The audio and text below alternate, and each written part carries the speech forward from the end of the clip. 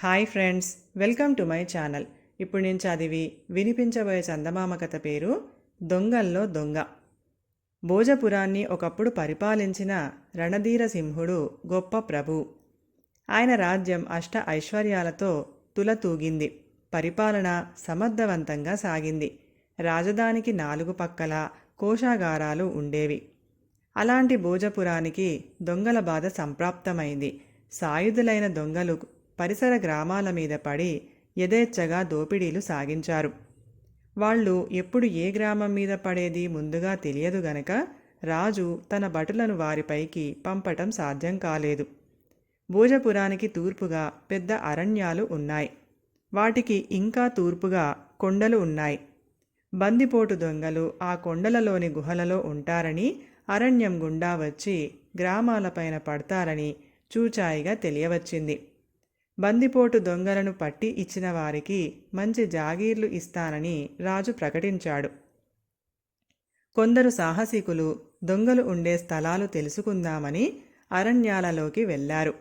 వాళ్ళెవరూ ప్రాణాలతో తిరిగి రాలేదు. వారిని క్రూరముగాలు చంపాయో దొంగలే చంపారో తెలియరాలేదు.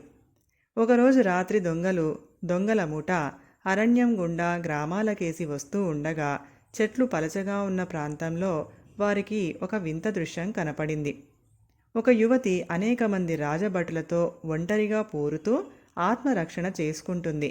దొంగలను చూడగానే భటులు పారిపోయారు. దొంగలు ఆమెను సమీపించి, ఎవరమ్మాయి నువ్వు?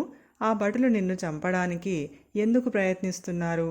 మా వల్ల నీకేమైనా సహాయం కావాలంటే చెప్పు, చేస్తాం అన్నారు. మీరు సమయానికి వచ్చారు గాని లేకపోతే నేను నిశ్చయంగా వాళ్ల చేతిలో చచ్చి ఉండేదాన్ని. మీ రుణం ఎలా తీర్చుకోవాలో నాకు తెలియదు అన్నది ఆమె. మేము బందిపోటు దొంగలం, నువ్వు ఎవరు అని దొంగలు మళ్ళీ అడిగారు.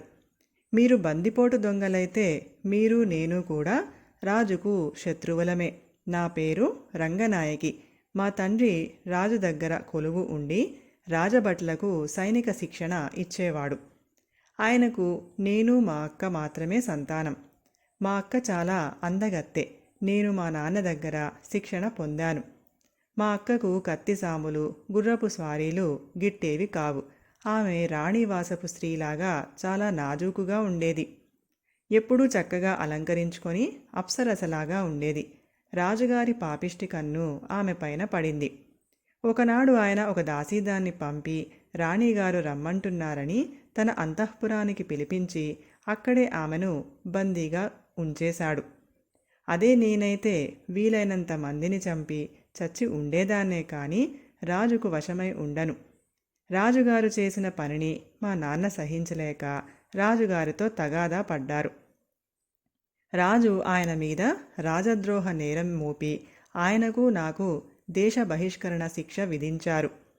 కానీ మా నాన్న దేశం విడిచి వెళ్ళిపోవటానికి ఇష్టపడక గడువు లోపలే ఆయనను రాజు రహస్యంగా చంపించాడు. నేను మాత్రం తప్పించుకొని దాక్కున్నాను. రాజును హత్య చేసి గాని చావనని శపథం చేశాను. కానీ నా కోసం రాజభటులు ఇలా నా వెంట పడ్డారు. నా శపథం ఎలా తీరుతుందో తెలియదు అన్నది ఆమె దొంగలతో. మేము నిన్ను రాజభటుల నుంచి కాపాడగలం, కాని రాజుపై పగ తీర్చుకోవటానికి మేం అంతగా సహాయపడలేమేమో అన్నారు వాళ్ళు రంగనాయకితో. అదే చాలు, అందుకు ప్రత్యుపకారంగా మీకొక సహాయం చెయ్యగలను. రాజుగారి కోశాగారాలు 4కి రహస్య మార్గాలున్నాయి. వాటిని మీకు చూపగలను.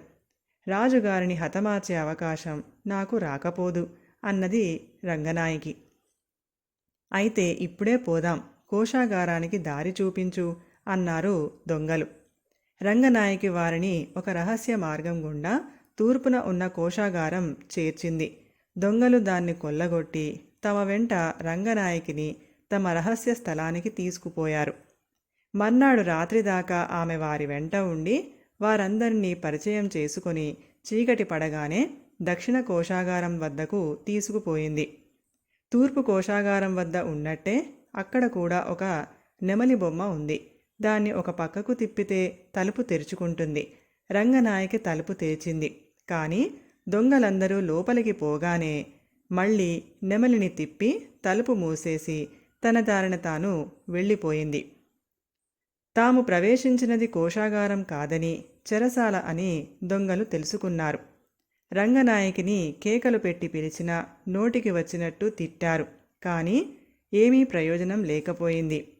తర్వాత రాజుగారి సభలో దొంగల విచారణ జరిగింది.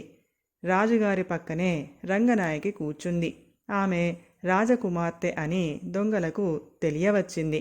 కథ సమాప్తం. ఈ కథ కనుక మీకు నచ్చినట్లయితే ప్లీజ్ లైక్ చేయండి, షేర్ చేయండి.